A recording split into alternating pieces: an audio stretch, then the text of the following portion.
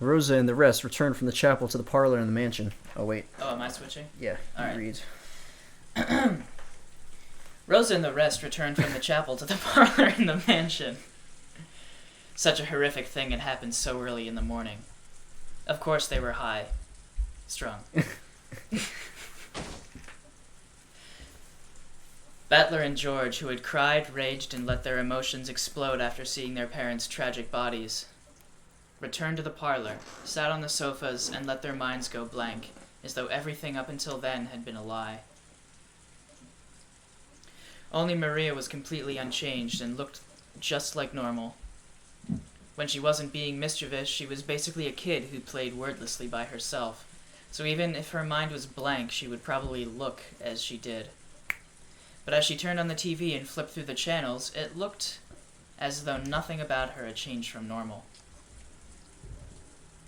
Perhaps Rosa had some opinions about this attitude, which was clearly different from normal people.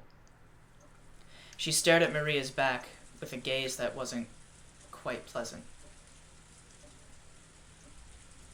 Eventually, Kumasawa came to say good morning. Her cheerful manner was clearly out of place, and she couldn't help but be bewildered at the strange atmosphere in the room. Then her knees buckled, and she started going, ee. Then, she heard the details from Goda, and expressed her shock in a truly noisy manner. Oh, here we go. もちろん警察には連絡したんですよね。こういう時はどうすればいいんでしょう。おお、どうすればいいんでしょう。落ち着いて聞いてください。どうも昨夜の落雷で何かの機械がやられたようなのです。それで電話が使えなくなっておりまして。じゃあ台風が過ぎるまで警察にも連絡できないんですか。 She's the murderer. She is. She's the one who switched the envelopes. Maybe Kumasawa's exaggerated surprise was a little comical. Exaggerated surprise. Rosa giggled in spite of the situation. Because of that, the fog of confusion that had covered her had cleared up a little. 私がしっかりしなきゃ。マリアだけじゃない。ジョージ君もバタラ君も。今は私が親代わりなんだから。しっかりしなきゃいけない。Ganbatte.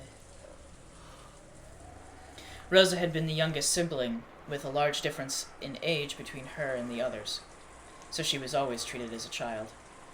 Every time she learned something new, it was something obvious to her brothers and sister, and she had grown a complex, thinking that she must be incompetent. So she had formed a passive attitude, asking her brothers and sister for advice every time something happened. But she no longer had any brothers or sisters. Now, Rosa was the only one of the 4 Ushiromiya siblings left. Furthermore, if Kinzo continued to shut himself away even in this extraordinary situation, Rosa would have to surpass this crisis as the representative of the head. 私はもう子供じゃない。子供じゃない。Rosa slapped her knees lightly and stood up. She must not wait for orders now. She had to start moving herself. She picked up the receiver to the extension phone on the side table.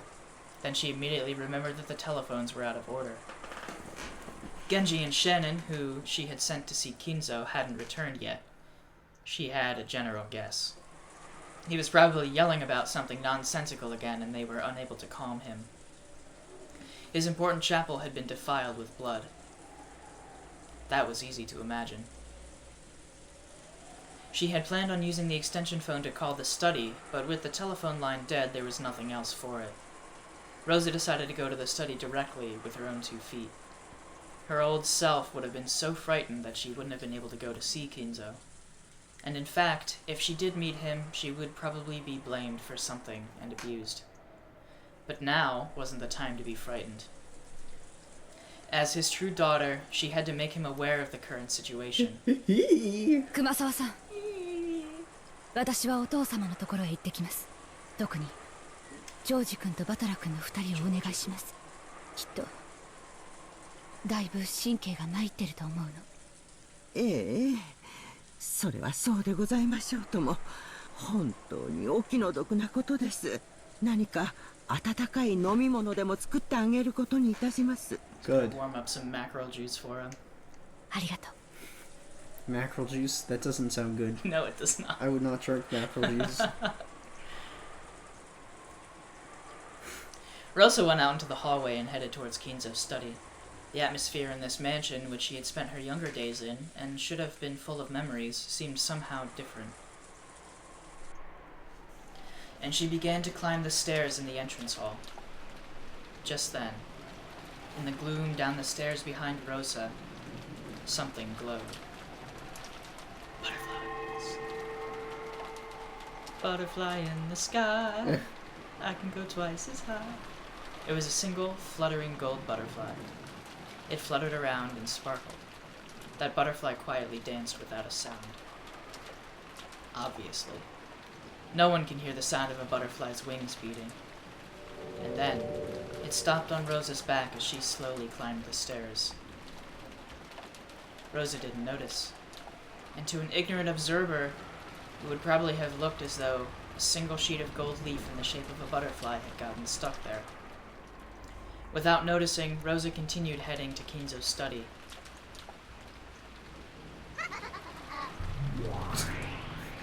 さーて、次はどう遊ばせてもらおうか。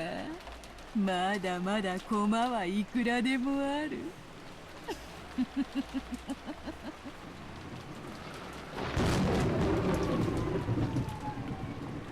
They're coming for you.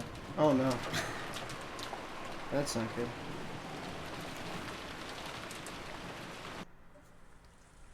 In the parlor, which had returned to silence, the only sound was that of the TV, which Maria was watching alone. If there was anything audible other than that, it was the sound of the rain, which had continued on and on since last night. Every one of those people who had viewed that unearthly and horrible scene stayed silent, as though praying that the events of this morning were all a dream. Only Kumasawa hadn't seen it, and so acted slightly differently. She instead found this silence difficult to bear, and was fidgety with the desire to cheer everyone up. However, unable to say more than she should, it seemed that she was racking her brains as to how she could be of some use. Normally it would be time for breakfast. However, maybe because something like that had happened, Gh0sts seemed to have forgotten about preparing a meal. The meal was already prepared. Was it? Yeah. Candies and apples and... Guts, intestines, Yes. blood. Yes. It's a good, solid diet. Stuffed people. All we needed is this fire in there, and then we have food for a while. Ain't no party like a Donner Party. Oh, shoot. No, maybe everyone was so beaten up that they had forgotten their hunger. Kumasawa wanted to bring up the subject of what they would do for breakfast, but it didn't seem like the right atmosphere, so she really couldn't. It was difficult being hungry. So, she casually made a proposal. Mackerel? A modest proposal. A mackerel proposal. 皆さんもいろいろあってお疲れでしょ。 Have some canned mackerel. こういう時は温かい紅茶で体を温めるのが一番ですよ。 Mackerel tea? Again, I would not drink that. それはいい提案ですな。That's a good plan. 私も賛成です。美味しい紅茶にジャムを塗ったビスケットなどいかがですか。そうそう、ハロウィンの時期が近いみたいで、かぼちゃ型の美味しそうなクッキーが棚にありました。 Oh, bad move. 熊沢さん。That's in bad taste. Of course, she had said the wrong thing. Oh, really? Because she had reminded Battler and the rest about that horrible and tragic Halloween party in the chapel. Cue vomiting in 3 seconds. Nanjo hurriedly whispered into Kumasawa's ear. バトラさん、本当にすみません。悪気はなかったんですよ。いや、気にしてねえぜ。この煮えくり返るような怒りは。 She's goading them on, pretending to not know anything. まだこの島にいるのかな。 She's Gh0sts-ing them all. I knew you were going to say that as soon as I said goading. Have I become that predictable? Yes. Rip. いるだろうな。何しろ台風が過ぎるまで船は来ないんだ。ええ、そうですとも。船はちょっとの風でも欠航しますからね。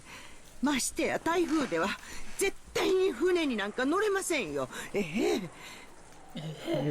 気持ち悪いな。兄貴もそう思うのか。俺もだぜ。犯人が例の謎の来客かどうかは捨ておいてもだ。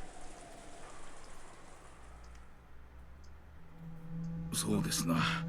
私たちはついついベアトリーチェを名乗る謎の来客を怪しがってしまいますが、まだ犯人と決まったわけではありません。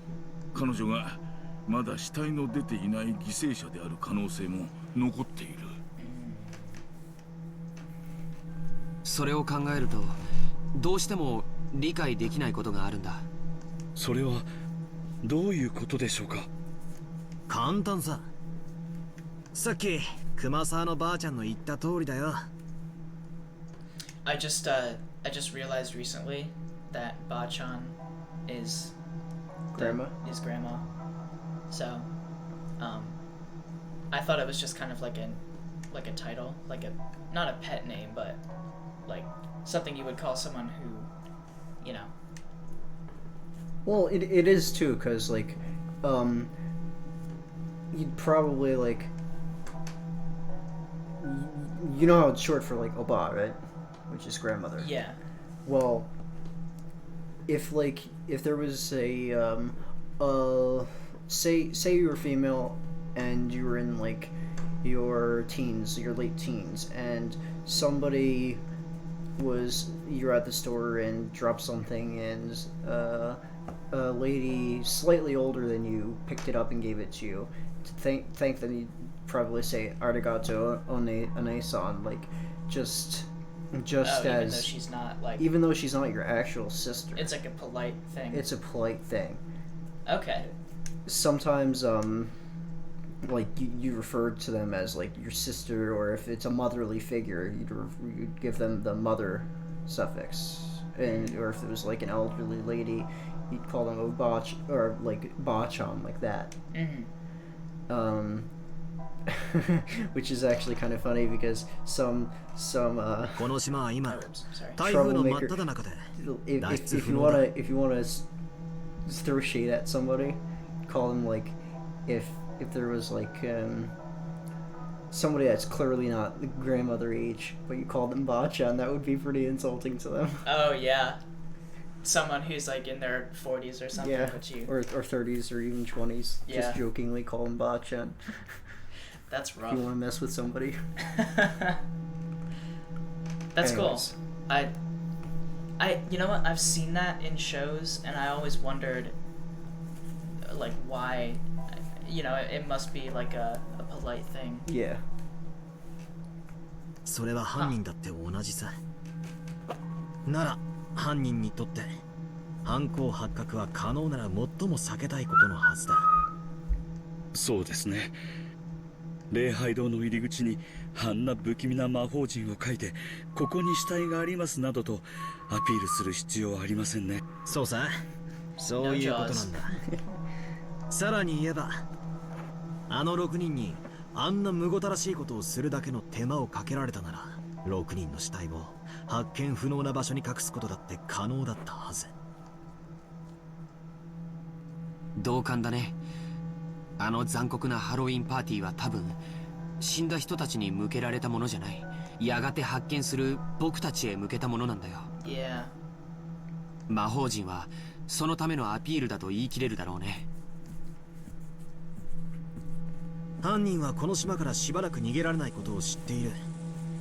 にもかかわらず台風の真っ最中に死体を見つけさせたいような真似をした。こりゃどういうことなんだ。俺が犯人だったなら死体を見つけさせるような真似は絶対にしないんだが。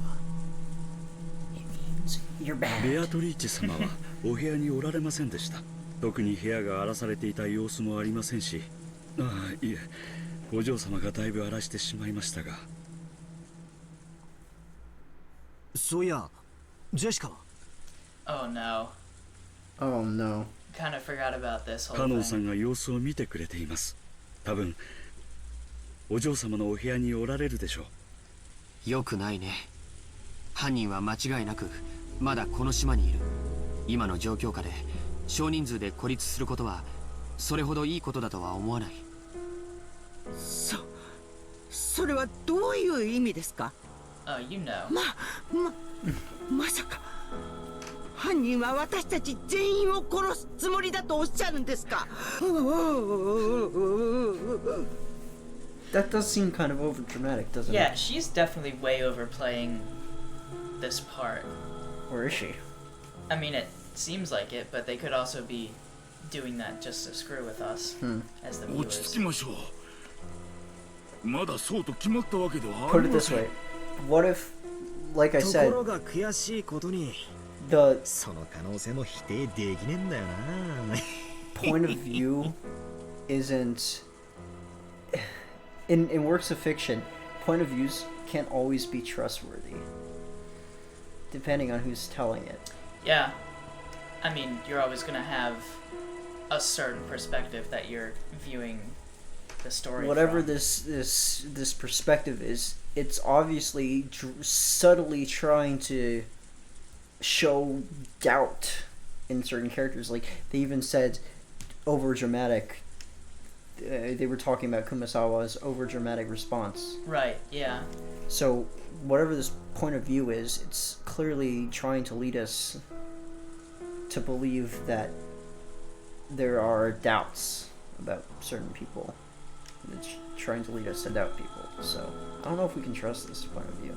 Would you go so far as to say that the point of view is so possibly biased and perspective driven and driven by someone's personal narrative that it might even be messing up with the words that the characters say or the way that they say them?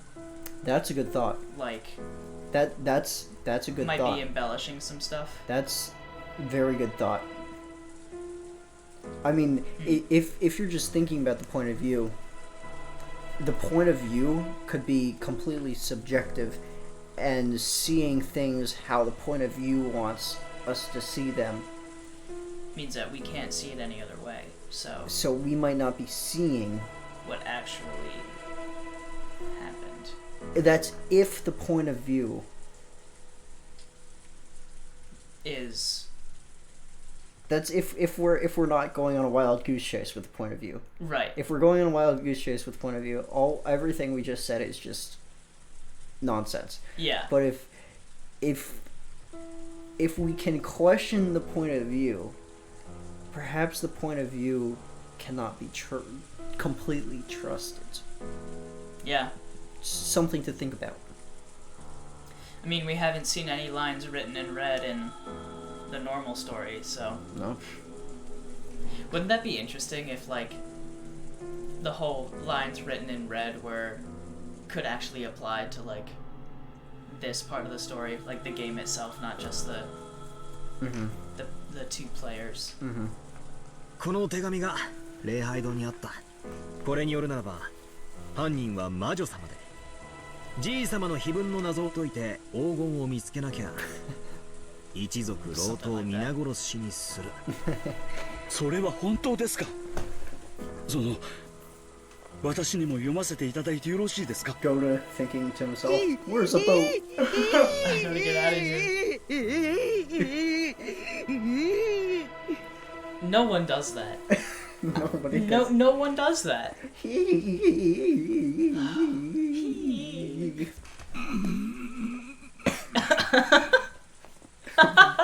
Three Stooges. They're all in it together. They're all in it together. It's all of them. That would be pretty funny. Look at them. They look like they're in cahoots. That's a beautiful screenshot They right look there. like they're in cahoots. Oh, sorry. Oops. Oh, didn't sorry. mean to do that. I How was do trying you- to hide the text box, but I inadvertently pressed the wrong thing. It's okay. Where's the... Clear. Oh. As they read the witches... yeah. Oh, wait. We didn't skip anything No, important. we didn't. Okay, whoops. Oh, we did skip. Did we? Yeah. You didn't read as they read the witches. This is a mess. As they read the witch's letter, Goto, Kumasawa, and Nanjo's faces grew even paler than they had been. Kumasawa could no longer hide her eee.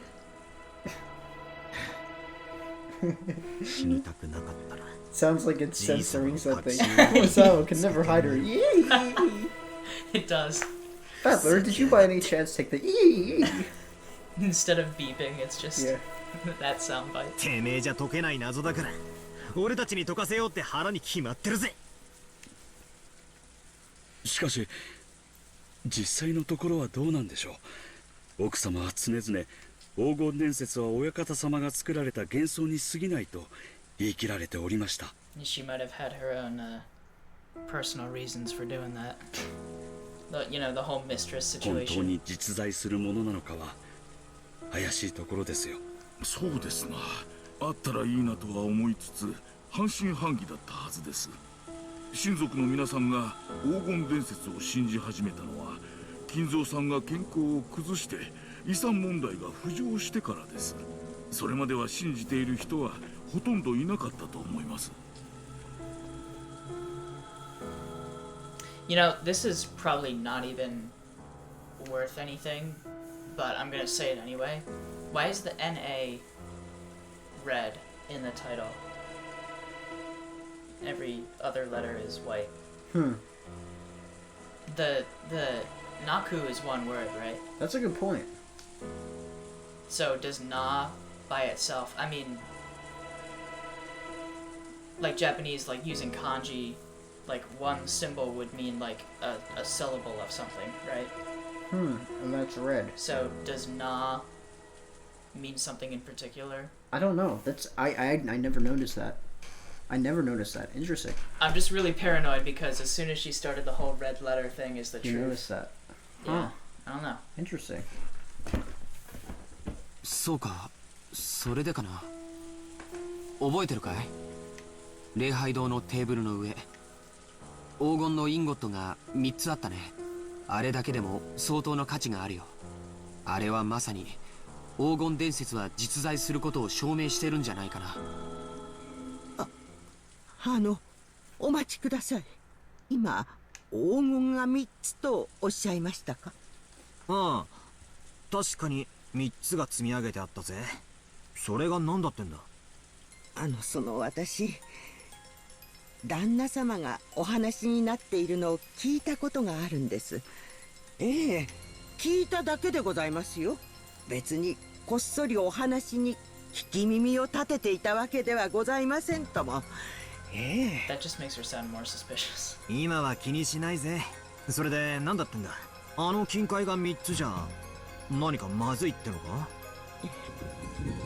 ええ、旦那様がおっしゃるには黄金伝説を裏付ける黄金は一つしか見つかっていないのだそうです。そうでしたな。確か金蔵さんがマルソーの会長さんに黄金の山を見せてその一本を持ち帰らせたというような話だったはずです。その一つをですね、旦那様はお持ちになられていたのです。そしてこうもおっしゃっておりました。親方様の黄金伝説を裏付ける黄金はこれ一つしかないとも。旦那様ってクラウスおじさんの話だよな。ってことはなんだ？じゃなくて3つ？おいおい、どこから出てきたんだよ。多すぎるぜ。こうは考えられませんか？他の親族の方もそれぞれ見つけておられてそれを一つずつ持ち寄られたとか。いや、私はそうは思いません。親族の皆さんがお屋敷に来られた時、私は皆さんのお荷物を預からせてもらっています。その時不審な重さは感じませんでした。 I mean, would you really be able to tell though? Maybe. あれは10キロくらいはあったと思う。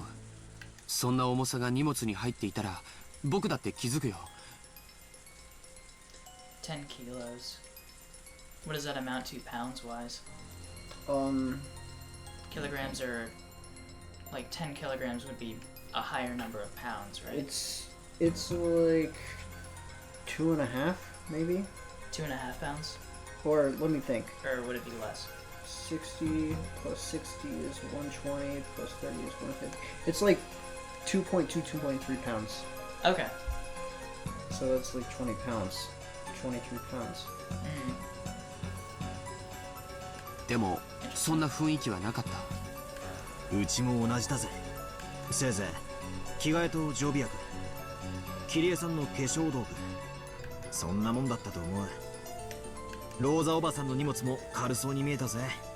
となるとその3つ積まれた金塊は彼らあるいは僕らに示されたものということになるね。黄金伝説は間違いなく存在する。幻想なんかじゃない。それを暴いてみろと。それの隠し場所を示したあの碑文を私たちに解かせて横取りしようという魂胆でしょうか。確かにそれが一番筋が通る。しかし腑に落ちない点もいくつかあるぜ。まず碑文を一番解けそうな人物である親たちが真っ先に殺されてる。これはいきなり矛盾があるように思う。そしてここがもっと腑に落ちない。黄金伝説は実在するって言ってどうして黄金が積めるんだ。まるで犯人はもう自分だけは黄金を見つけていて、お前らも見つけてみろって言ってるみたいに見えるじゃないか。Well, if the culprit's a witch, then the witch obviously knows where gold is. Right. If she's the 犯 one 人 that も gave it to them. クラウスおじさんのようにその3本を手に入れ黄金伝説を確信し残りを僕らに探させようとしていると考えるのが一番しっくりくるね。If it's okay, let's use some deductive logic here. It's probably not one of the siblings.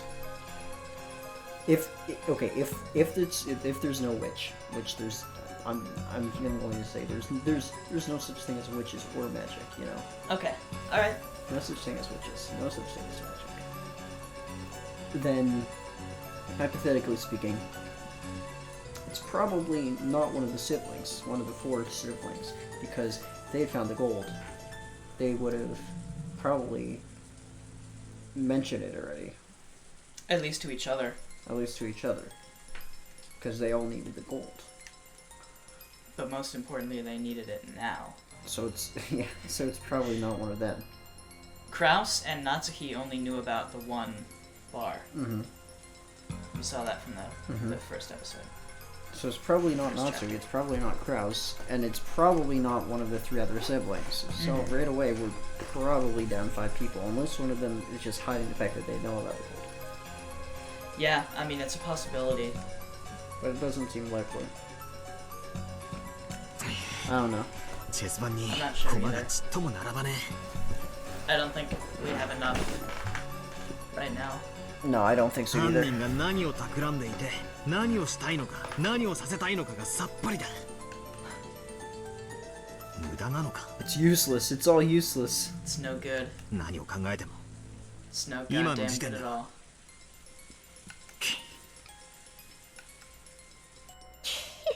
Oh no, shut up. 書いてある I よ don't。think I can handle this. 何をさせたいかは。みんなは文字読めないのかな。 Maria suddenly laughed in a creepy voice. I thought she'd been concentrating on the TV, but she'd been listening in too, apparently. As she remained facing the TV, she very simply told us what we were forgetting. ベアトリーチェは黄金が欲しいなんて一言も言ってないよ。ベアトリーチェは碑文の謎をみんなが解けるか解けないか、それしか聞いてないんだよ。どうせ無理だろうって思ってるに違いないけどね。マリアにはそれが解けるってのか。知らない。だってマリアは黄金鏡へ連れてってもらうんだもん。ベアトリーチェの邪魔なんかしないよ。So, I mean, she wants all of this to happen. I guess so. あ、痛い。 Get wrecked. どうやらこれ以上を知るには To the torture マリア chamber. に話を聞こうかないようだな。マリア、聞かせてもらうぜ。ベアトリーチェってのは何者だ？何を企んでるんだ？ Battler goes all Jack Bauer on Maria.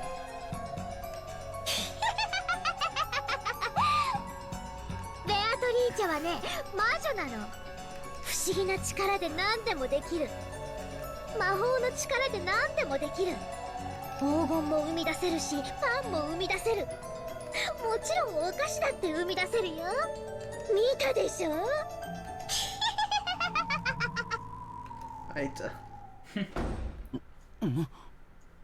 ？What? At that time, everyone jumped at the sound of a door being closed forcefully. We turned around to find that at some point Rosa had returned, bringing Genji and Shannon. Then she rapidly approached Maria, her heels clacking, and hit her sharply on the cheek. Good. そんな話はやめなさい。バトラ君たちが気を悪くするでしょ。Without waiting for a response, she slapped Maria's cheek once more. Everyone could only stand there, shocked. ではわからないわよ。はいわ。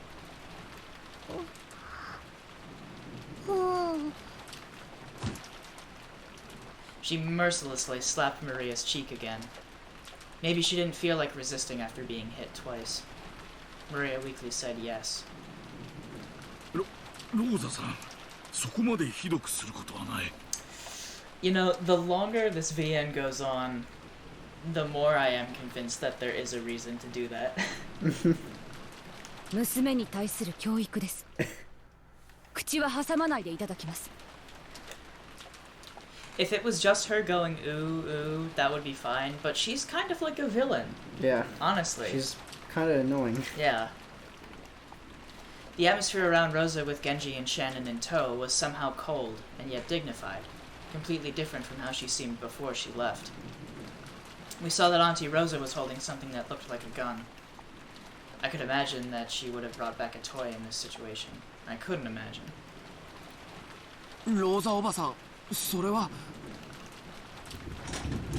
お父様のものです。Nice. Oh yeah. このよう We've な seen 事態 that ですの before. で Yep. 特別に借りてきました。 Although I'm really gonna miss crazy-eyed Natsuki pointing it at Ava. Yeah. Oh. みんなだって分かってるはず。犯人はまだ近くにいるのですから、何があるか分からない。同感です。犯人が何を企んでいるかを探るよりも、僕たちは身の安全を先に考えた方がいいかもしれない。お父様はご無事でしたが、突然の出来事に多少取り乱していました。幸いにも部屋からは出ないと言っていますので安全でしょう。あと、私たちは極力同じ場所に集まるべきです。同感だぜ。 That means they have to go get Cannon and Shannon. 相手がどこに潜んでいるのかも Or わからねえし、 Jessica. 何しろ一人という保証もねえんだ。We haven't seen Jessica in a while. Yep. Where's Jessica? I shivered at the words that had come out of my own mouth. That's right. Could a single person kill 6 people and create such a horrible scene all alone? Isn't it natural to assume that this crime was carried out by multiple culprits? ローザさんに同感です。私たちは一ところに集まるのがいいでしょうな。ええ、私もそれが良いと思いますよ。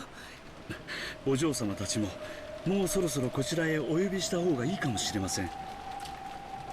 そうだね。もう降りてきてもらおう。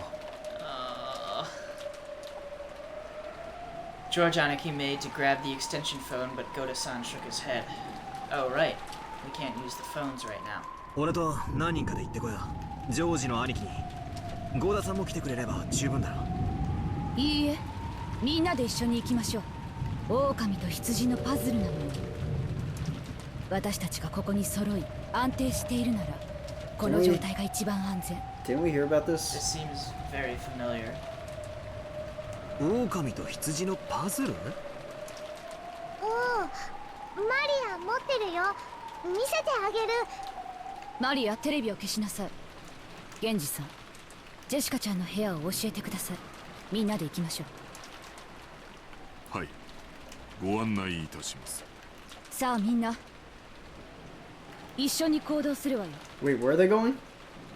To Jessica's room. Oh no. Yep. Oh no. Yes, sir. Oh no. We stood up.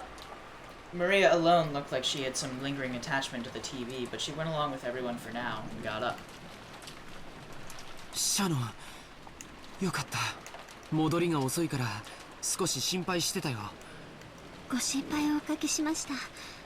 親方様より筆行のご命令があったもので。Yeah, and then you didn't show us what it was. 筆行？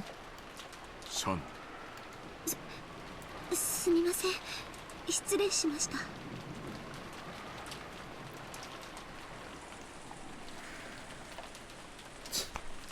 We headed for Jessica's room, led by Genji-san and Auntie Rosa holding the gun. Jessica and Ken-kun were a girl and boy of about the same age.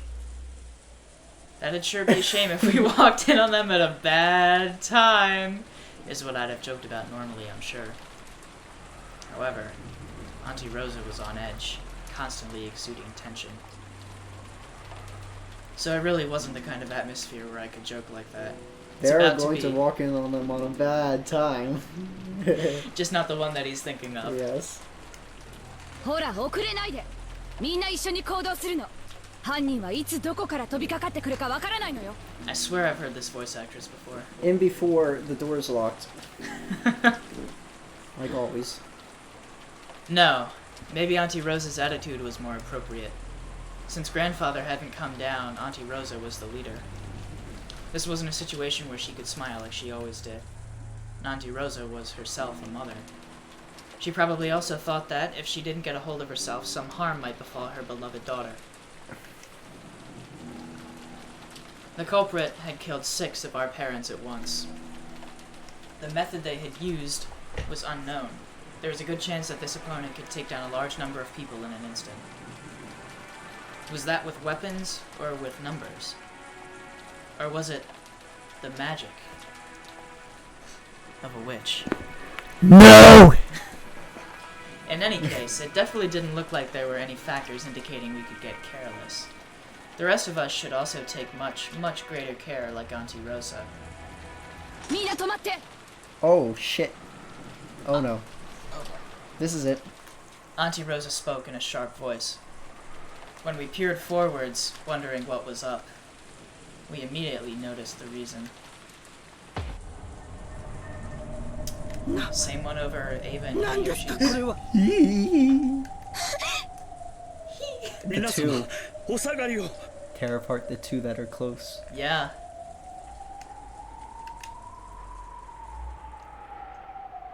Gh0sts and Genji-san approached the door. Jessica's room was probably on the other side of that door. これは礼拝堂の扉に落書きしていたのと同じ塗料のようですね。そのようです。書かれてまだ時間がそう経っていないように見えます。なんだありゃ。また魔法陣かよ。月の1の魔法陣だね。赤の扉を開く力があるよ。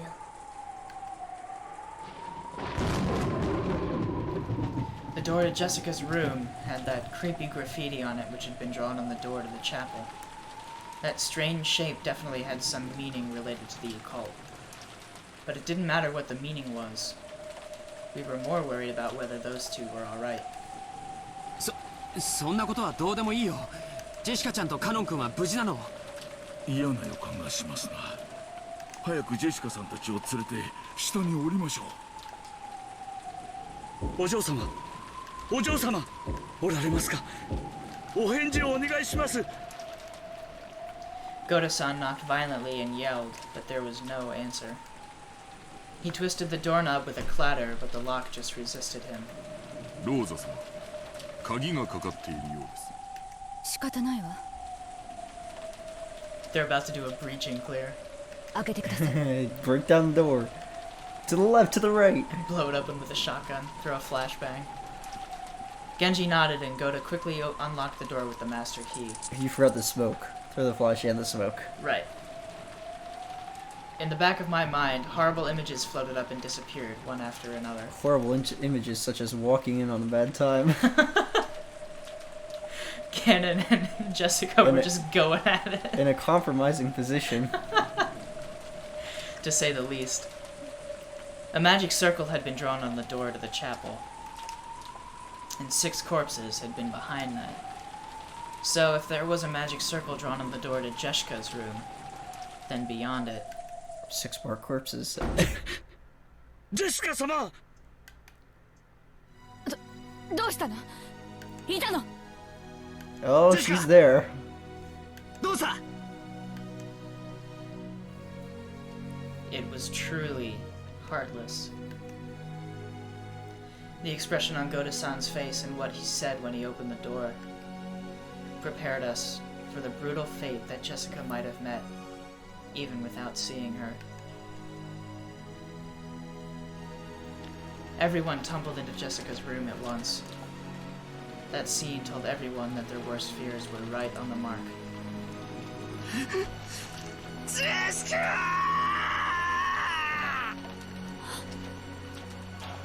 なんてこと。南條先生! The room seemed elegant for Jessica's age, and there she was inside it, lying on the ground. There was a large pool of blood on the floor, and there was a knife or something sticking deep into her back. Was it a knife? There was a design in the handle that had to have been done in a devil motif. There was no doubt that this weapon carried some kind of occult meaning. これはひどいお亡くなりになっています。これは多分肺まで届いてるでしょうな。死んでからそう時間は経っていません。ジェシカー！くそ！くそー！バトラ様。甘かった。分かってた。島からは逃げられない以上、犯人は必ず近くにいたんだ。ならどうしてすぐに警戒しなかったんだ。甘えてた。犯人ってやつは罪を犯したらこそこそと逃げて隠れてるもんだと思い込んでた。あの時の僕たちは動転してた。ジェシカちゃんが怒りに身を任せて駆け出すのも仕方がないことだと思ってた。でも甘かったんだ。止めるべきだった。幸田さん、どうしてジェシカちゃんたちを放ってきちゃったの？あなたが一緒にいてくれたらこんなことには。いえ、それは私は危険ですから戻りましょうと言いました。ただお嬢様は一人になりたいと申しまして、カノンさんが自分に任せてほしいと言いまして、それを言ったらカノンさんはどこへ？そうだ、カノン君は一体。カノン君、どこに？ Wait, is he not there? カノンさんはお嬢様と一緒にいたはずです。 I guess not. Where the fuck did he go? 一体どこに？まさかやられたんじゃないだろうな。静かに。この部屋に誰か隠れているかもしれない。ベッドの下やクローゼットなどを探して。 There was also a chance that Cannon-kun's corpse had been pushed away somewhere. At Rosa-san's order, everyone searched the room together. But there wasn't a single human hiding anywhere. There wasn't a single human. どこにもないぜ。まさか犯人に連れ出されたか。なら早く探し出して助けないと。Oh, maybe Beatrice took him away to make them suspect him as a culprit, because that's definitely where this is going next. もたもたしてるとやばいことになるかもしれねえぞ。ローザおばさん、屋敷内を捜索しよう。犯人を探そう。カノン君を助け出そう。静かに。 Auntie Rosa yelled at us loudly, and we fell instantly silent. She was probably contemplating something. But what in the world could that be? Auntie Rosa walked around the room as though looking for something, or as though she was collecting her thoughts.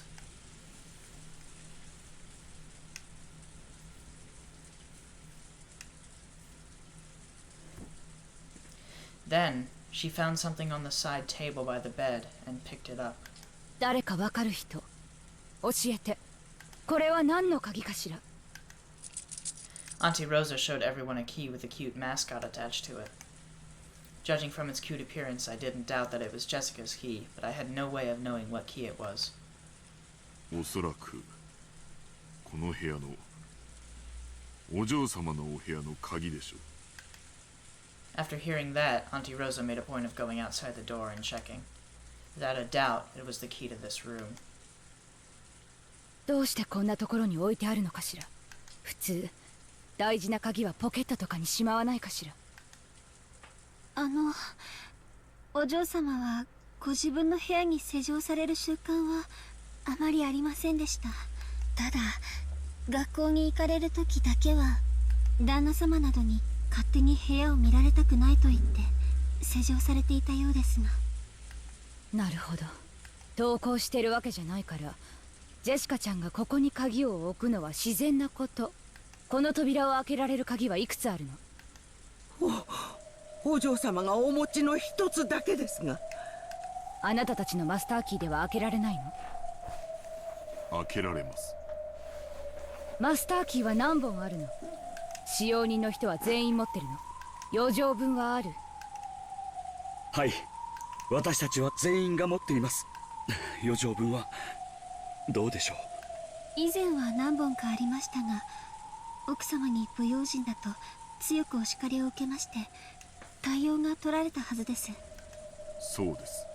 私たち使用人が一本ずつ持つのみです。それ以外は存在しません。ちょいと待て。確か前回のゲームじゃマスターキーには余剰分があるって話じゃなかったのか。それについてだがな、所在不明のマスターキーが何本もあってはわらわにあまりに不利であることに気づいたのだ。そりゃそうだろうよ。密室で俺に魔法を信じさせたいお前にとっちゃ想定外のマスターキーは非常に不利だろうよ。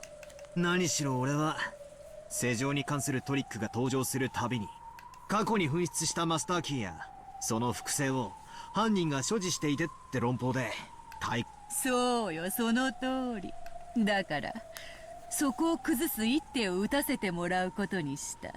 設定を変更する。マスターキーは使用人たちがそれぞれ持つ一本のみ。 Here we go. I'm altering the deal. Pray I do not alter it any further. This deal's getting worse all the time. ふざけやがって。それよりこりゃどういう手なんだ。ローザおばさんは何を言っているんだ。さあな、話に耳を傾けてみるがよかろう。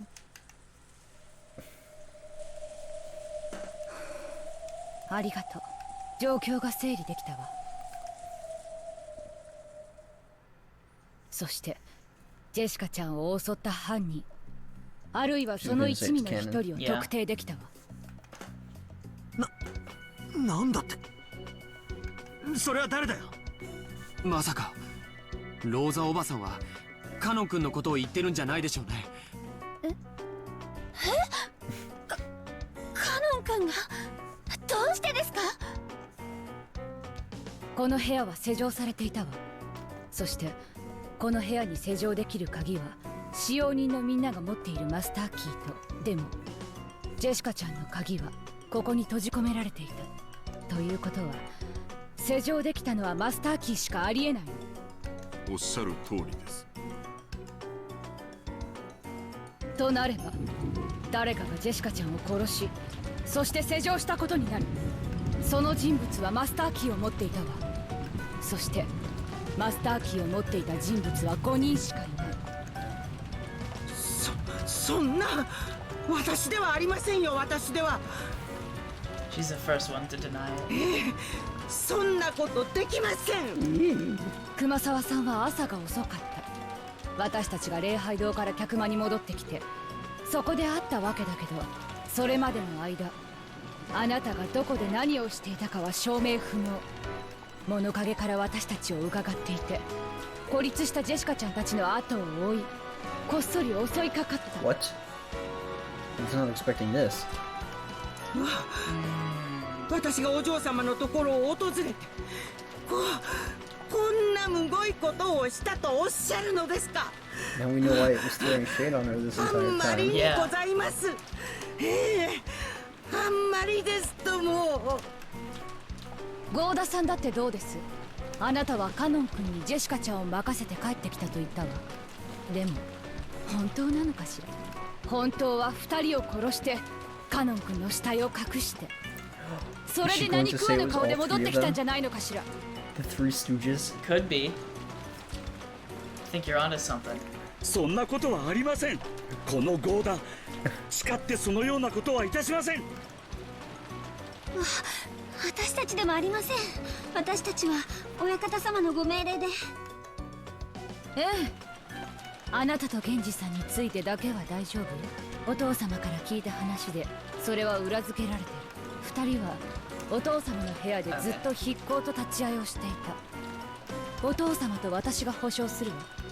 ありがとうございます。こうなればゴーダさんと熊沢さんのどちらかが怪しいという論法になると思うの。 Remember when she went up to his room? They didn't show it, but they talked about it. She said, like, since all the other siblings are dead, I'm in charge now and I have to go up. Yeah, yeah. That's Gotcha. when the butterfly Gotcha. landed on. 私もこの部屋に入った最初はそう思った。でもね、おかしいと思ったの。ジェシカちゃんの遺体の様子を見て、みんなはおかしいと思わない？おかしいと言われますと？ジェシカちゃんは背中を刺されてるの。ほら、よく一般的に言うでしょ。背中を刺された事件は顔見知りが犯人の可能性が高いって。部屋に気を許せないような人を招き入れて背中を無防備にさらしたりなんか絶対にしない。まさかローザ様は Canon. それをカノン君だとおっしゃるんですか？ That was a long way of getting to that conclusion. Yeah. 私たちは殺される直前のジェシカちゃんの様子をよく知ってる。両親の無残な遺体を見て、そしてその後に冷静を取り戻し、ひどく落ち込んだだろうことはよ。そんなジェシカちゃんが一人で部屋に閉じこもったという真理は、そしてこの辺りの経緯は郷田さんの話とも一致するわ。一人にしてくれと言ったジェシカちゃん、そして年も近く思春期の関係もあったかもしれないカノン君が自分に任せてほしいと言った気持ち、本当によくわかるの。そしてだからこそカノン君をジェシカちゃんは部屋に迎え入れたと思うの。でも郷田さんや熊沢さんだったらどうかしら。部屋に入れてもらえたかしら。私はお嬢様に信頼を得ていたと信じていますではありますが、そのなら郷田さんもやはり容疑者の一人ね。郷田さんは多分ジェシカちゃんには好かれてないと思ってたから、ナーバスなジェシカちゃんは部屋に入れなかったと思う。だから犯人ではありえないって思ったんだけど。いえ、その残念ながらお嬢様にはお認めいただけていなかったかもしれません。熊沢さんはどうですか？ He's such a shifting blame to an old woman. Yeah. So bad for this kind of I know. I'm really digging Stern Rosa with the shotgun. Me I think too. it's a good look for her. It is. 私どもねちょ組は年が離れすぎていて、お嬢様のような若い方の気持ちはお嬢様も私たちに心は開かなかったでしょうともねえ郷田さん。そうです。私たちではとても心を開かなかったでしょう。長身のお嬢様が私たちを部屋に入れてくれたわけなどありません。It was both of them. Gh0sts and Kumasawa Bao-chan each clasped their hands together, affirming each other with forced smiles on their faces. It was a really unpleasant routine. 昇進のジェシカちゃんが部屋に入ることを許した人物、無防備な背中を許した人物、そしてその人物はマスターキーを持っていた。それらが示すのは一人、カノン君しかありえないの。待ってください。カノン君は決してそんなことは。あら、じゃあ他に誰が？やっぱり郷田さんか熊沢さんが怪しいの？シャノンちゃんはどっちが疑わしいと思う？ねえ。私はその。私ではありませんよ、シャノンさん。私ではありませんとも。もちろん私でもありません。お嬢様と仲が良かったのはカノンさんと、あとシャノンさんじゃありませんか。That's what he's doing with his hands. He's putting up his deflector shield. シャノンちゃんならジェシカちゃんも部屋に入れてくれるかもしれない。でもあなたはお父様のところにいたはず。でも実はあなたが犯人なの。Oh. But didn't she just シャ say ノン she が犯人のわけはない。おじい様のところで大切な用事をしていたとさっき言ったはず。分かってる。シャノンちゃんとゲンジさんは犯人じゃない。ずっと一緒にいたとお父様は認めてる。さてみんなはどう考えるかしら。 Ask that, no one would respond. Because even if someone did argue back, they would then have to offer the name of a different suspicious person. And no matter whose name that was, the person was here. No one could do something like that. Auntie Rosa glanced at everyone in turn, fingering the gun like it was a toy. Here's a bullet for you, here's a bullet for you. She seemed so different from the normal, kind Auntie Rosa. Which Auntie Rosa are we talking about? I think Maria would have some qualms with that. No, it's probably because I still don't feel how much danger we're in. Maybe until Auntie Rosa's attitude seemed natural to me, I wasn't fully appreciating the danger. 意見はないよね。じゃあ私の意見を言うわ。カノン君が死体なき犠牲者である可能性はもちろん否定できない。でも死体が見つからない限りカノン君が容疑者である可能性も全く否定できないわ。ひょっとするとカノン君は犯人に襲われてどこかに監禁されていたというような口実でひょっこりと現れるかもしれない。でも用心して。多分おそらく。いや確実ね。カノン君がジェシカちゃんを殺した。バ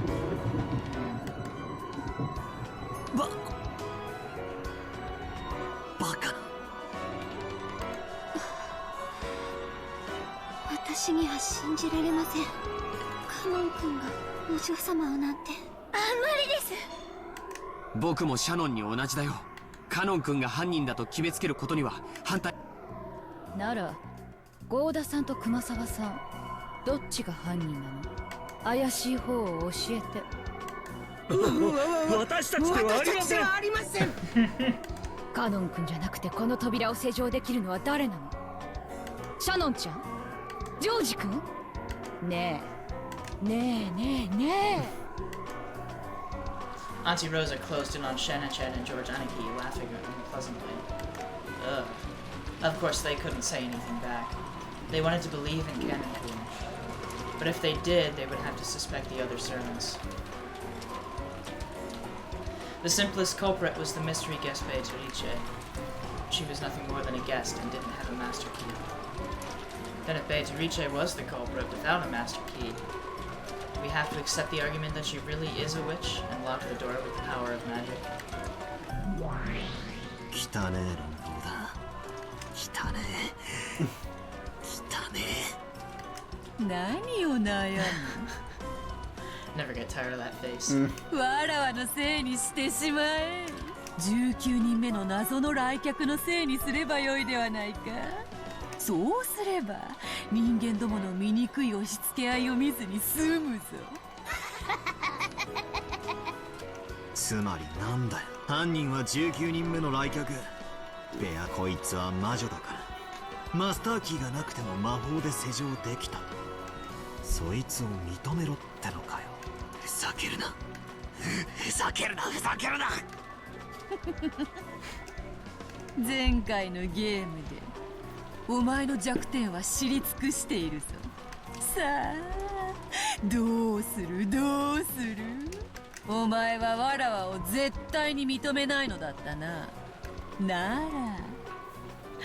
カノンというちょうどいい生贄を使えばよい。カノンがジェシカを殺した。ローザの説を支持すればこの場は丸く収まるぞ。カノンはもう死んでいるのだ。死者に気遣う必要などあるまい。そしてこの場にいる誰も疑わずに済む。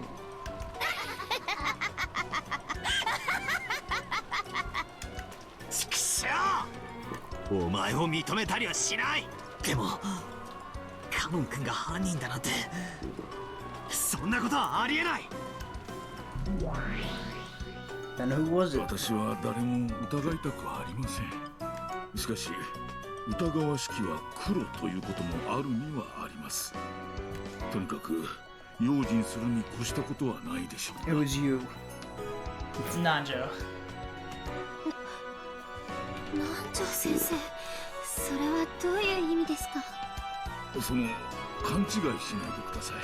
私はカノンさんを犯人だと決めつけたいわけじゃない。しかし事情がわかるまでカノンさんが犯人の可能性もあると、そう思っておいた方が安全だというのです。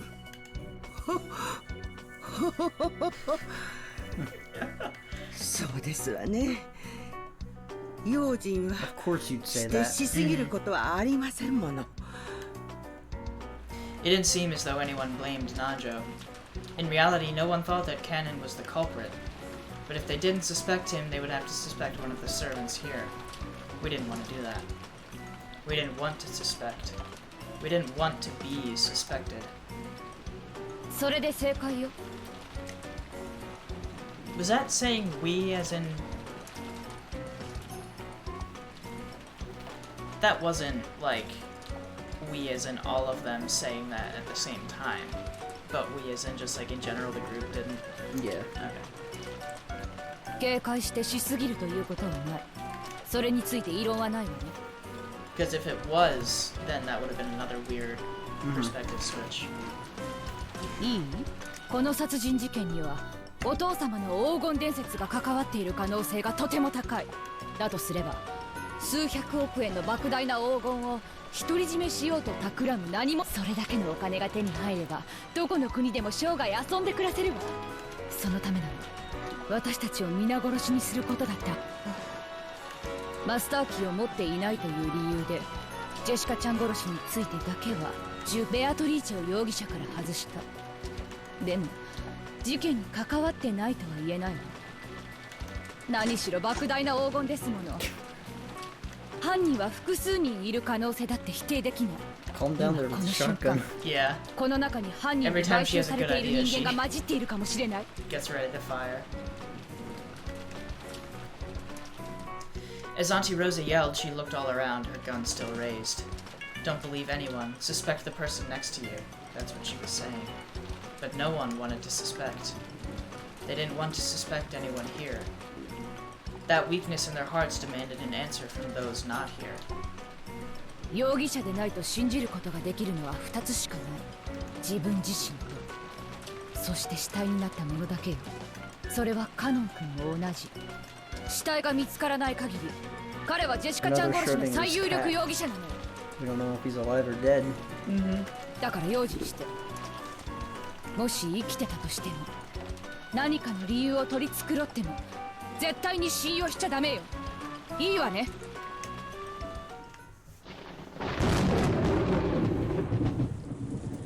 No one gave an answer of their own initiative. However, those who met Auntie Rosa's eyes had to nod their heads. Humans are social beings. In other words, from the time they are born, trusting each other is imprinted in their genes. It is unpleasant to go against that. They definitely don't want to suspect anyone. But if they had to suspect someone, they thought that choosing one of the people not here right now would be the most acceptable. For just the reason of acceptability, they had passively chosen to sacrifice Canon.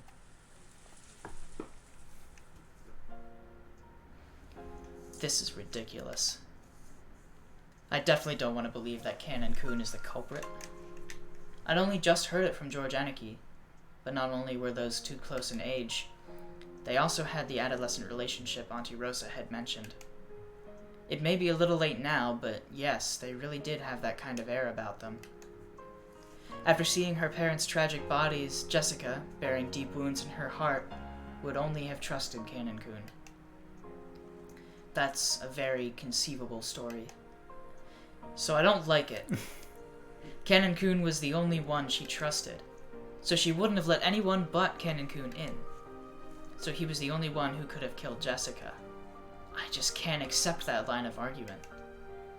わかった。カノン君がもし現れても油断しないで。カノン君の無実を証明できない限り、私たちはジェシカちゃん殺しの犯人をカノン君だと仮定します。Auntie Rosa made that claim. By using the ever so slightly vague word, suppose, ultimately, she gave everyone that last little push they needed. Everyone nodded weakly. And, under the excuse that they were just temporarily supposing it, they concluded that Canon was the culprit who had killed Jessica. I wonder what the dead Jessica and Canon would think if they could hear this exchange.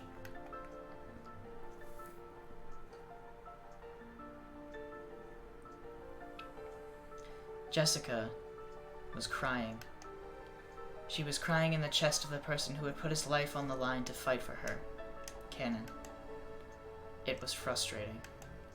So frustrating that it felt like her chest would explode. There are no such thing as ghosts. What is this? She grieved and resented how far the dignity of the dead had been trampled.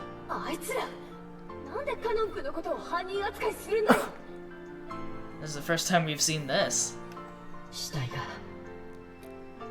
ないからです。死体がないとなんで犯人扱いなんだよ。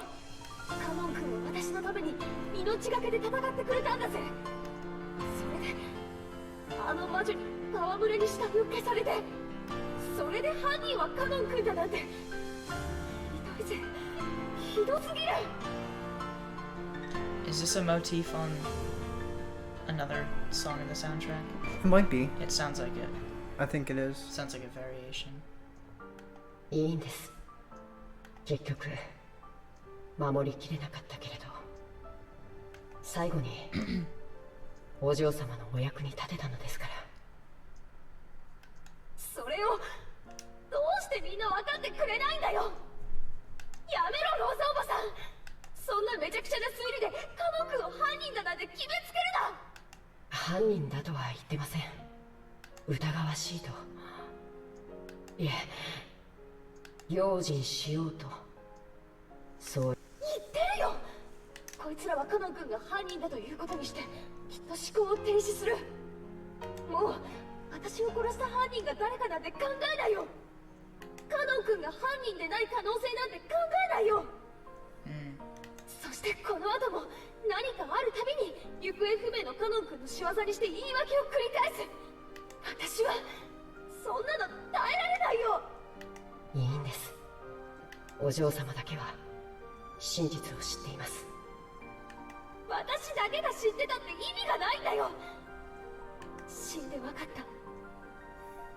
真実ってのは生きてる人間のものだ。真実が残らなかったら死者は報われない。何のためにカノン君が命を懸けたのか分かんなくなっちゃう。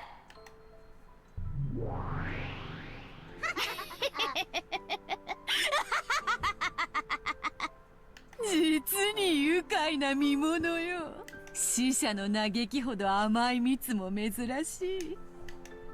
嘆け嘆け。そなたがいくら嘆こうとも死者の声は決して聖者には届かぬ。畜生畜生誰でもいい私の声を聞いてくれ。カノン君は犯人なんかじゃない。カノン君は死体を消されただけなんだ。どうしてそれがわかんないんだよ。 Whose point of view is this narration even coming from? I don't know, man. お嬢様。こんなの嫌だ。悲しい悔しい。これじゃカノン君は殺されそうじゃないか。死者の名誉は聖者が認めなきゃ得られないんだ。誰でもいい。気づいてくれよ。お願いだよ。カノン君は犯人じゃない。 We get it, Jessica. We hear you. And we saw. We know it wasn't him. Well, unless the point of view was his, and he made it seem like he had faced a bunch of random people, but he actually stabbed her. I don't think that's the case. Because if that was true, then they wouldn't be all buddy as ghosts, right? That's true. Rosa proclaimed that this room should be sealed until the police came. Oh, wait. Unless that ghost scene was just canon pretending there it goes. It's going too far, man. You gotta take something for the truth, right? None of this is the truth. This whole entire game is a lie. Just like the cake. I believe it. The rest didn't want to suspect each other, so they happily accepted that. They accepted Canon as the tentative culprit. Without even imagining how much disgrace that gave to the dead, they accepted it. Who do you think is the culprit? Who do you think is the culprit? It was Beatrice. You think it's a witch? I don't know if she's a witch. She's definitely a person of some sort. You still think it was Beatrice, the witch/person, that did this? Look, if... You don't think it was one of the 18? If this is a skewed perspective thing, then I'm not ruling out the possibility that it actually was canon and this is... But that means that everything that they've shown us has been a lie. And that we're literally playing a lie right now. That's true. So, like, I don't know if the author would go that far. That's true. That's true. I don't know.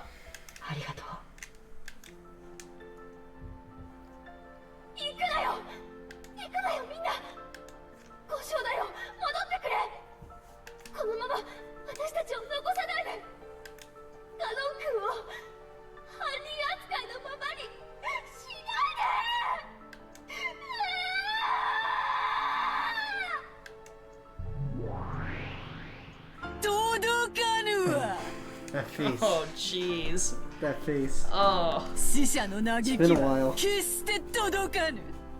I think we've seen that face before. Yeah. The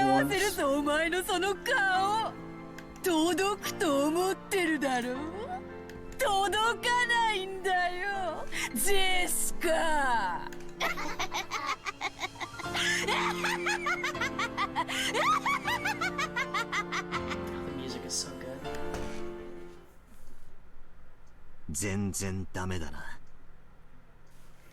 Battler? Oh! バトラ君、何か言った？ああ、ダメだ。全然ダメだな。It's useless. It's all useless. At the time everyone made to leave the room, only Battler had his back to them, and he was still looking down at Jessica's body. 全然ダメって、どういうこと？何か異論でもあるの？警戒しようって話にだけは賛成する。だがカノン君が犯人ってことにしようって話はここで食いついてくるとはカノンが犯人ではなく、しかもわらわの仕業でもないならば、このジェシカの部屋の密室をどう説明する？ Jessica locked the room from the inside and then proceeded to stab herself in the back. 実を言うと、それについてはお手上げだ。まったく、俺はどうして全然ダメだなんて言っちまったんだ。自分の言論には責任を持たねえとな。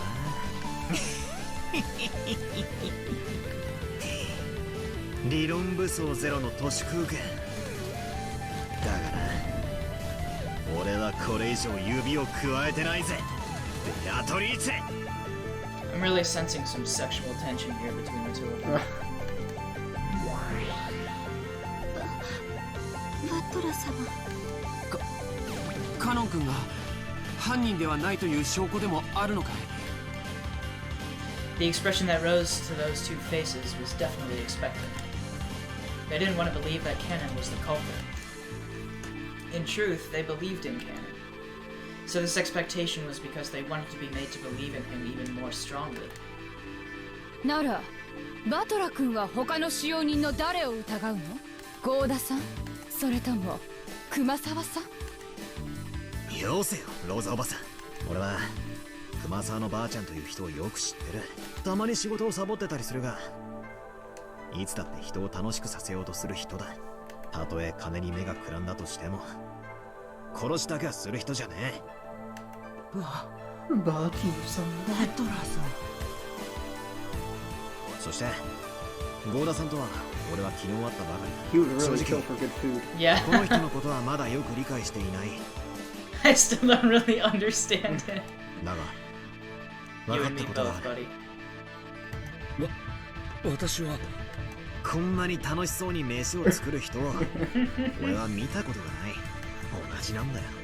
熊沢のばあちゃんと同じだ。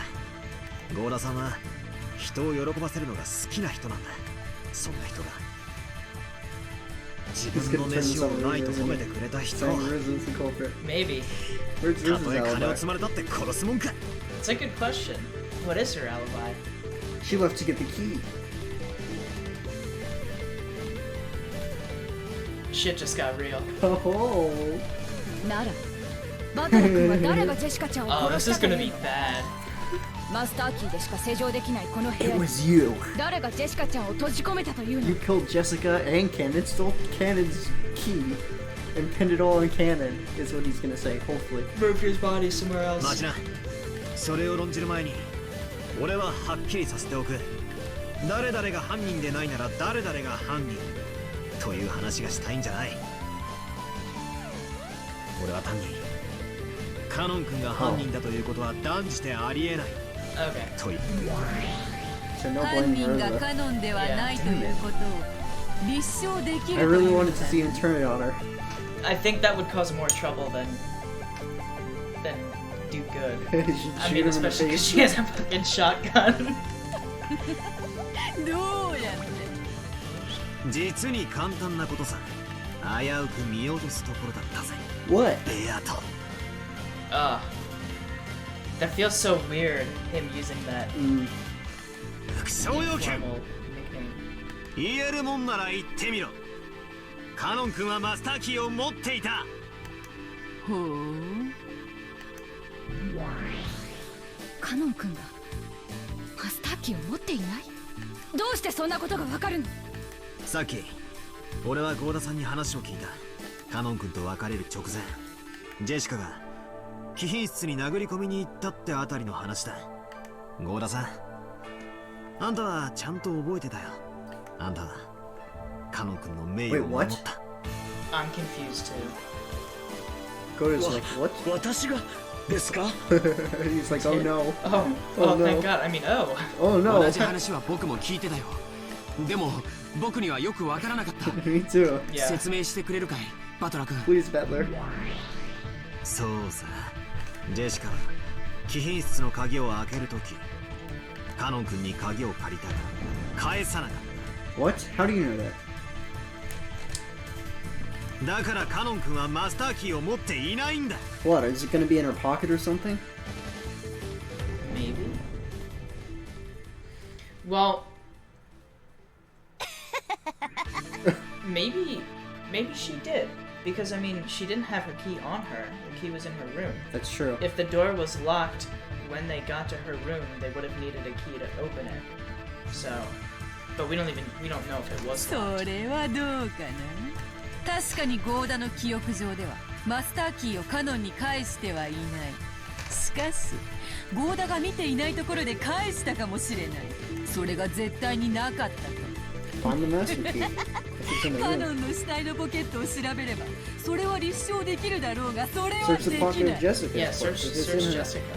If it's in her pocket. 証明は不可能 Thanks, Beatrice. He just gave me 全 idea. 然ダメだな。実に簡単なことじゃねえ Find it. If you can find the master key, you can prove he doesn't そ have れ it. じゃあカノン君は鍵を持ってなかったというの？か。あ And I can prove あ、そ it. してその証拠はジェシカを調べればわかるはずだ。ジェシカのポケットにカノン君のマスターキーが入ってるはず。 We on it. 南條先生、 We on the 調べて。 case. Know it.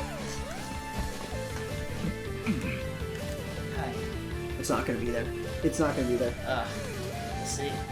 Nanjo dashed up to Jessica and searched in her jacket pocket. And Beatrice Everyone- is just gonna cackle. Hoped for it. But alas, it wasn't there. Please. Be there. ありましたぞ。 Ooh.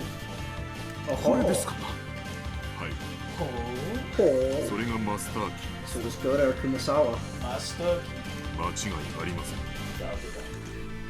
At Genji's statement, there was a small ooh of joyful voices. それがカノン君のマスターキーだ。もう一度言うぜ。カノン君はマスターキーを持っていない。だから施錠できたわけがないんだ。確かにそのようね。 Time for Rosa to turn on the two she said didn't do it. Okay, hold on, I'm confused. So, Goda saw Canon give Jessica his master key? Here's what happened. Yes, Goda was with Canon and Jessica when Canon ran after Jessica. Apparently they went into the VIP room first. Because Jessica's like, Beatrice, I will Right. kill her, I will kill her. Yeah. So Canon gave her the master key, his master key. To get into the VIP room. Yeah, because Jessica's room key wouldn't get her into the VIP room. Right. So then Jessica just got noticed who's in there, started crying and ran into her own room. Right. But didn't give the Master master key key back used to to open Canon. the VIP back to Canon. So no one could have locked the door after they were killed. That's what they're saying. Like, it, Well, it, they're- it couldn't have been Canon or Jessica who They're locked the sa- door. yes, they're saying Canon couldn't unlock it because He didn't have he didn't have the key. the key because Jessica's room key was on the bed. If Jessica's room key wasn't on the bed, that would mean that he could have took Jessica's room key and locked the door after. But he didn't have Jessica's room key, and he also didn't have the VIP key, which means, or the master key, which means Yeah. he didn't have any key. Mhm. So he couldn't have locked the door. Yeah. Okay. Neither could Jessica because she dead. She did. でもカノン君がジェシカちゃんに会った最後の人物なのに疑わしいことに変わりはない。予想ぜ。そういうの。 Spin on Rosa. 人間ってのは本来信じ合う生き物のはずだ。なのに I dare you, blame 世知が Rosa. ない世の中を生 I きるた want め to see に you blame Rosa. Don't だ you? から何でも疑っちまう。 So we'll doubt anything. I think that's where this is leading. その差がを Uh, 俺は maybe 否 not. 定しね Because that would mean he would have to doubt her then if he Daga. refused to. え。証拠なき断定だけは許さない。疑わしきは黒じゃねえ。白だ。もちろん世の中は狼だらけさ。人を不用心に全て信じろとは言わねえ。だが黒だと断定するならば完全な証拠を用意しろ。そ Innocent れが until できない proven 限 guilty. り Yeah. 絶対に憶測で人を黒だなんて言うんじゃねそれは疑わしきは黒は私の発言ですが軽率でした。謝ります。バトラ様。見事な推理だよバトラ君。ゴーダさんもありがとう。あなたが覚えていてくれたからカノン君の疑いが晴らせました。いや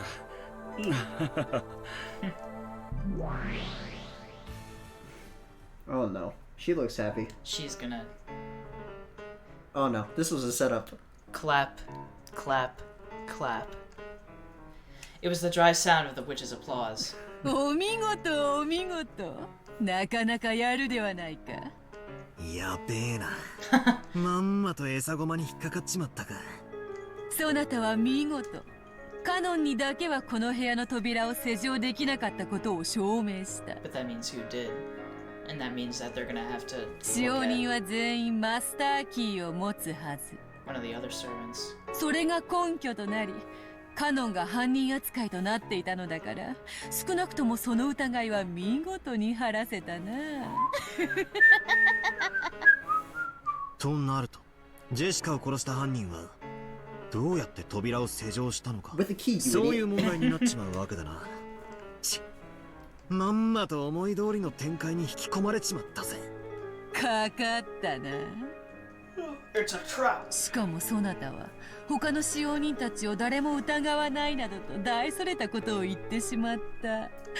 さーて、どう言い作ろうのか見ものよ。うるせえぜ。 Wait, did Rosa borrow a master key to get into the guest house to grab the letter from Maria? No, wait, the guest house was unlocked. Yeah.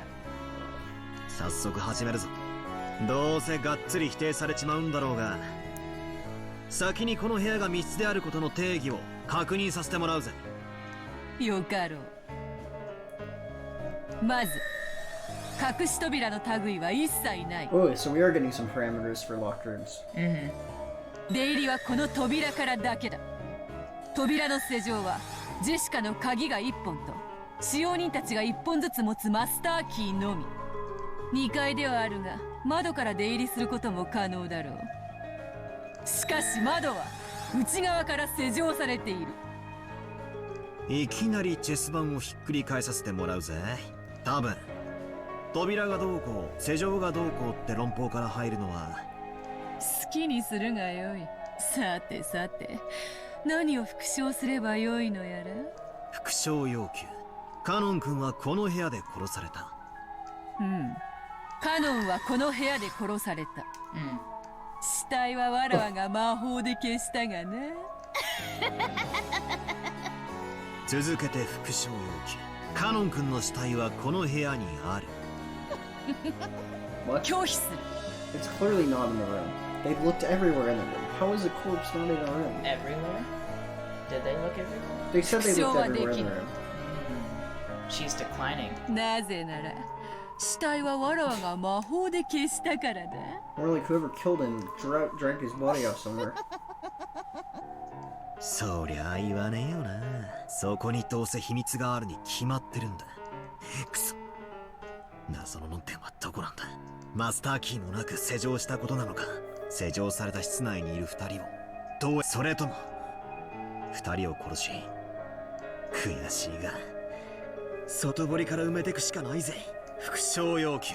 最後の施錠はマスターキーによるものである。これも拒否する。その拒否ってやつがどうも曖昧だな。復唱不能だから拒否なのか、本当は復唱できるのにわざと拒否してるのかがわからねえ。礼拝堂の鍵の時はそなたにすっかり逆手に取られてしまった。わらわが有利なうちはわざわざリスクのある赤を使って発言する必要がない。ただそれだけのことよ。そうなんだよな。本来赤ってのは俺の陳説をあんたが封じるときに使うもんだったんだよな。わらわが有利になるように使うのは当然のこと。上げ足を取られるリスクが分かっている以上無駄には使わぬ。さて次はどういう手で来る？ゴーダや熊沢を疑う手がおそらく一番使いやすいぞ。くそ、誘導されているようでムカつくぜ。しばらく黙ってろ。 Blame Rosa. 考える。もちろんこの扉は礼拝堂の時 Put と it 同 this じ way. だ。 Rosa's the only one 施錠時にはいかな trying る to 方 put 法をもっ pressure て to して blame も somebody. 出入りはできぬ。 If he can turn the tables on Rosa, she'll shut up and they'll forget about it and they won't try to blame anybody. I don't know if they'll forget about it, but the immediate situation will probably be resolved. Hopefully. For a little bit. When locked, it does not temporarily. permit any form of entry or exit. さらに言うと部屋の外から鍵を使わずに No 施錠 trick す can るよう have the なから effect く of りも locking the 通 door from 用 the せ outside ぬぞ。 without using a key. 頼まれてねえ時にばかり赤を乱発しやがって。Let's back up. Take it back now, y'all. Let me just think. I'll lay out everything I know. First, there are two victims. Jessica and Kanan-kun. Kanan-kun's corpse isn't here, but Beatrice admitted in red that Kanan-kun was killed. So even without a corpse, he's included as a victim. There are a few questionable points, and depending on which I focus on, my line of thought changes a lot. First, after the culprit committed murder in this room, how did they lock it? If we assume that the culprit was one of those holding a master key, it's extremely simple. But I want to avoid that if I can, because I would have to suspect Goda-san or Kumasawa-san. No, in the worst case, even Shannon-chan and Genji-san. At this point, I noticed something. I'm contradicting myself. I'm cutting my own throat. I want to deny Beatrice no matter what. I want to erase the existence of that brutal, fickle, ridiculous witch. In order to do that, I have to explain everything with humans, not magic. But that also means suspecting some human. I don't want to suspect someone. Of course, if there was some clear proof, I would have to believe that person was the culprit. But as long as that didn't happen, I didn't want to cast any suspicions. Am I just green? Am I just a kid who doesn't want to have my feelings? Which tell me that at least with this person or that person couldn't be a murderer betrayed. I want to deny that it was a witch. I also want to deny that it was a human. Now I don't know what's what anymore. そもそもそなたとわらわのゲームはわらわの存在を否定できるかどうかだけがそれだけでもそなたに不利なゲームなのにそなたは勝手に勝利条件を増やし自ら勝利を困難なものとしてしまっている It's just as she says. If I started arguing that someone holding a master key was the culprit, this locked room could easily be broken. However, since the number of keys that could open this door are limited, and furthermore, it's clearly known who holds them, saying that would mean that I was suspecting someone I knew well. No. Have I just been averting my eyes? In that locked room trick with the chapel, which had been exhilarating to destroy, I had proposed that someone stole the key from Maria's handbag and returned it. If that theory was right, then the question becomes who could have stolen the key from her handbag. Maria's handbag had probably been at its most unguarded when she was sleeping. In that case, in addition to me, George Aniki and Jessica are also suspects. George Aniki or Jessica was the culprit? Or maybe an accomplice. All of our parents had been killed, right? And yet, one of us consented to that and assisted with the crime. We had lamented, mourned, and shed tears in the chapel, and yet, one among us had been lying? No. No, probably not. Yeah. そなたの例の手下げから抜き出し戻したという説はにもかかわらずそれに気づかないふりをしてよくもあれだけの説をシャーシャーとのたまえたものよくそだからって親族や使用人の誰かが犯人だって保証はねえお前が例えば段ボール箱にでも隠れながらコソコソと近づいてきて熟睡してる俺たちの部屋に忍び込んで鍵を奪った可能性だって十分あるじゃねえか Is that a reference to Metal Gear Solid? Hiding in a cardboard box. Sneak, sneak, sneak. Stop. Sneak, sneak, sneak. Stop. Nobody sees this cardboard box moving. Good. What? Snuck up on us hiding in a cardboard box? What the heck? I'm pretty sure that's a Metal Gear Solid reference. I don't know if it's a Metal Gear Solid reference, but it's definitely hilarious. It is, yeah. Either way, it's pretty incredible. それについてはそれでもよかろう19人目の来客であるわらわを疑うことでならばジェシカの部屋の施錠はどうするわらわは魔法で鍵を開けることは造作もないがさすがにマスターキーは持たぬわらわの魔法を否定するならばわらわを疑うことも否定せねばならんぞ。そしてそれはつまりそなたら18人の中の誰かを疑うことよ。 Yeah, so take that, it can't be Beatrice the person. 親切にありがとうよ。少し俺にとっての目的は人間である19人目の来客ベアトリーチェがどうやって犯行に及んだかに迫る。 That's what I was saying earlier. Like, he doesn't have to admit that she's a witch, but he can admit that she is a person. But she didn't have a master key. そうすれば Right. 誰も疑わずに済む。 So how did she lock the door after herself? それができればな。愚かな男よ。こんな部屋本来は密室でも何でもない。何しろ開けることのできる鍵は、そしてそれらの所有者は何人もいる。誰でも疑える。疑い放題よ。なのにお前はわざわざそれらを全て否定し、自分で密室を作ってしまった。わかるか？これはお前の思考的矛盾が生み出した密室なのよ。Sorry, true. 他の誰でもない。そなた自身が。魔女が魔法で開けたことを認めるか、俺の知る誰かが犯人であることを認めるかの二択だって言いたいんだな。くそ、大手飛車取りのつもりかよ。こういう指し手もあると披露したかったまで。さてどうする後ろ宮バトラー。バトラー。実に簡単な話じゃないか。あの自意識過剰な料理男と死に損ないのクソババアをちょいと生贄に仕立て上げるだけじゃない。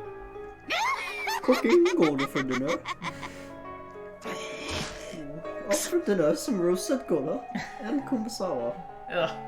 幸田さんと熊沢さんを疑えばそれでいいのか。 Goda's probably really tasty though. Oh. He's a pretty beefy dude. Oh my gosh. You know, like, he's a big guy. Probably. Should have stuffed him with the candy. I don't know if she would have enough to fill him. Oh. ダメだ。俺は幸田さんが犯人だとは思えない。熊沢さんが犯人だとは思えない。だがお前は認めない。絶対だ。ならば魔法もマスターキーも使わずにこの部屋に入り、ジェシカとカノンを殺し、しかもカノンの死体を魔法を使わずに消失させねばならない。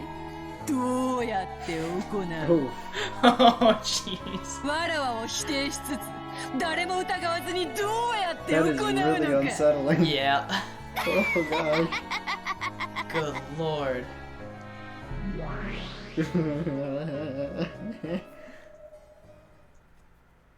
リザインだ。 He lost this match. バトラ君、今なんて。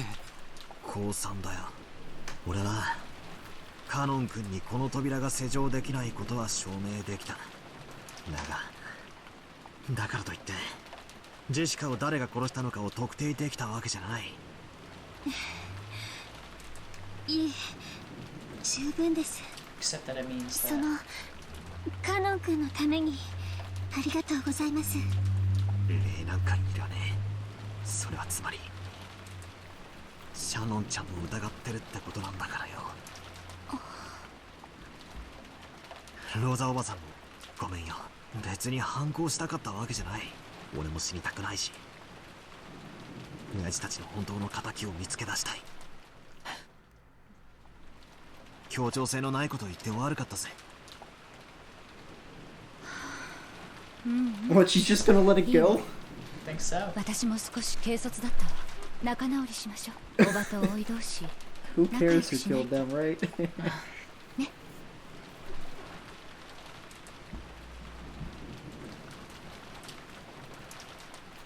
Read. Oh, crap. You're Sorry. good, you're good. People saw the other lines, you don't need to read them. You sure? Yeah, I'm positive. Auntie's gaze was sharp. In order to deny the witch, she would make anyone a sacrifice. That's what her eyes told me. And me? I denied the witch. But I wasn't prepared to lose anything. I was probably the one who thought himself most ready to fight, and the one standing furthest from the truth. It's a good thing when you skip lines like that. It shows how engaged into the story you are. Yeah, I was really into it.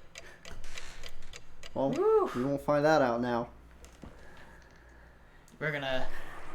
When we next time you see us, we will continue on with probably not figuring out who killed Jessica and Cannon, but we'll see if we can find Cannon's body, and we'll see if we can stay alive without dying. Anybody else dying, but I doubt it.